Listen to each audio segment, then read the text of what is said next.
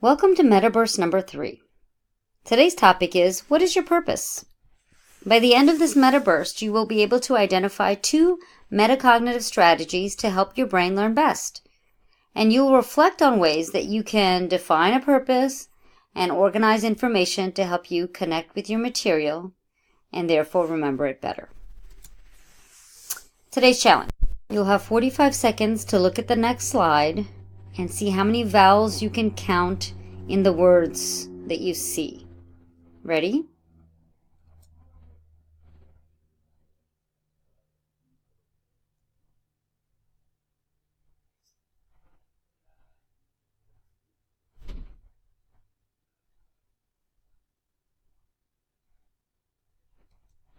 Okay. How many vowels did you count? Majority of you will be able to tell me approximately how many vowels that you saw in that list of words, maybe approximately 50. Okay. If I were to ask you how many words or phrases do you remember from that list, how many of you could tell me all of them? Probably very few of you. Some of you may say 1, 2, maybe even 3. Most of you will only be able to remember a few of the phrases. Think about why. Why do you remember the number of vowels but not the words or phrases? Okay, and I'll come back to that in just a moment. I'm going to show you the list again, and now I want you to see if you could find some sort of a connection or pattern in which these words are organized, and see if you can remember the list.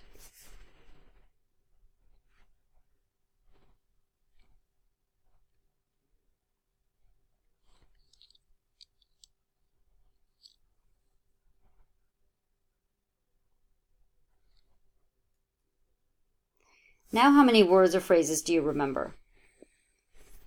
Probably a majority of you could list all of them, okay, or most of them in those 45 seconds.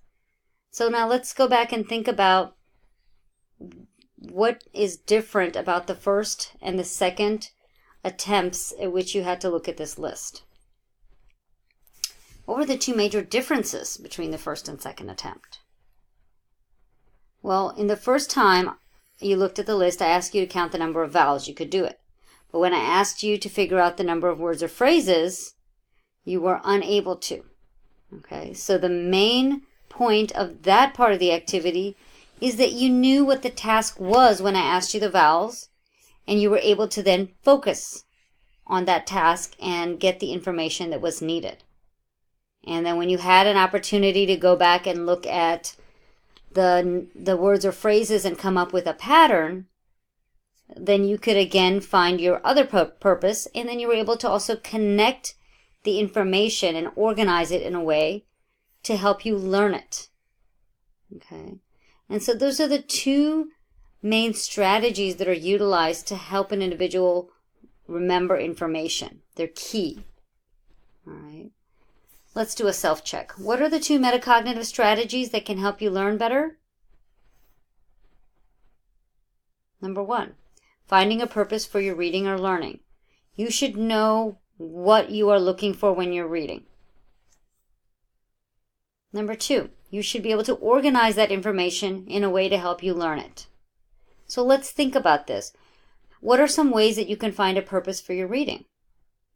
Well, an example is looking at the title before you read the material.